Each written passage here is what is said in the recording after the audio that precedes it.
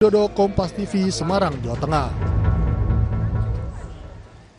Saudara, polisi turunkan tim Inafis dan Lab4 untuk mengungkap kasus lansia tewas dirampok di rumahnya di Pekanbaru Riau. Dari hasil penyidikan sementara, salah satu pelaku diduga merupakan menantu korban. Isak tangis keluarga tak terbendung kala Kabid Humas Polda Riau menyambangi rumah duka lansia korban perampokan di Pekanbaru Riau. Keluarga sangat terpukul dan tak menyangka korban dibunuh dengan sadis oleh pelaku. Korban tewas, sedangkan barang-barang berharga milik korban seperti cincin pernikahan, uang $400, serta telepon genggam raib dibawa kabur pelaku. Untuk mengungkap pelaku perampokan disertai pembunuhan lansia tersebut, Polda Riau menurunkan tim Lab4 dan Inafis untuk mengumpulkan barang bukti. Dari hasil penyidikan, salah satu pelaku diduga menantu korban. Dari rekaman CCTV, terlihat para pelaku masuk ke rumah korban dengan santai. Bahkan, pelaku disambut korban. Selang beberapa saat, terlihat seorang laki-laki membawa kayu dan memukul korban. Yang patut itu, yang ada di video itu adalah masih kerabat ataupun keluarga besar, dan memang motif itu masih ada ikatan ya menantu antara dari pasangan yang dari nomor 1 tersebut. Ada sakit hati gitu? Ya, belum. Perempuan inisial. Iya, seorang wanita ya. Jadi dengan inisial AF ini yang masih kita kejar. Korban rencananya akan dimakamkan di Taman Pemakaman HKBP Rumbai.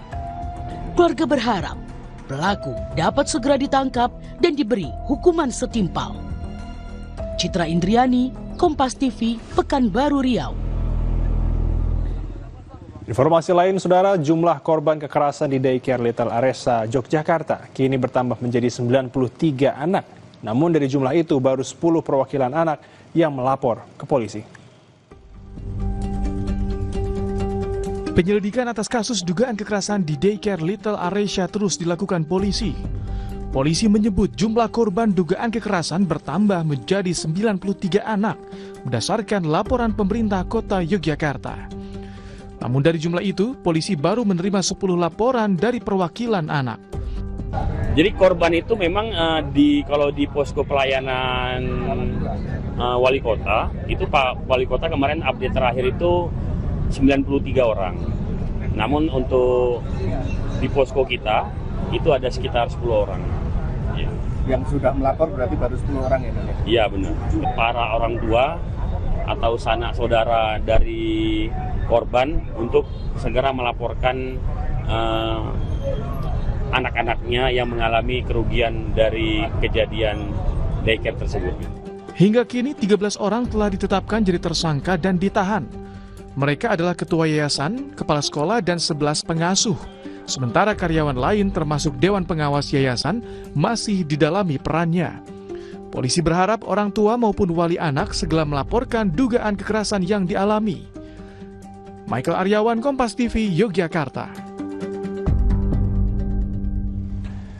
Saudara, belasan siswa SD Negeri 1 Atap, Kabupaten Tanggamus, Lampung belajar di bangunan sekolah yang tidak layak. Renovasi sekolah terganjal status lahan.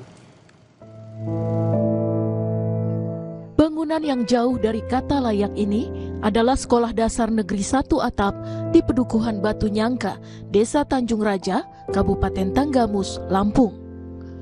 Kondisi bangunan memprihatinkan dengan dinding lapuk dan atap seng bocor.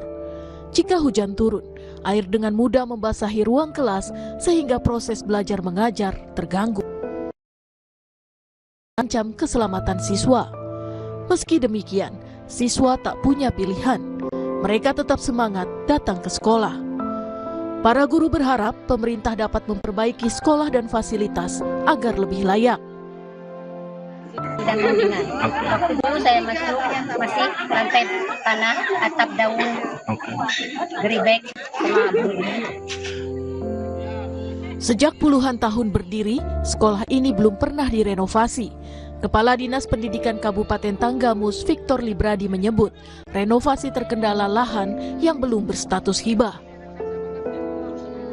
Nah, ke depan, insya Allah kami nanti akan memperhatikan bangunan ini sebisa mungkin. Karena kalau melalui APBD ataupun APBN, terkendala tanah ini milik masyarakat, belum dihibahkan ke kami.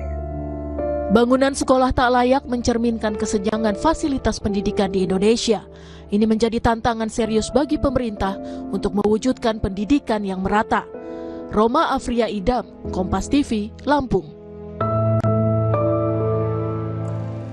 Kami akan kembali usai jeda saudara dengan informasi Israel klaim serang infrastruktur Hizbullah, Stadion Bola Bin Jebel.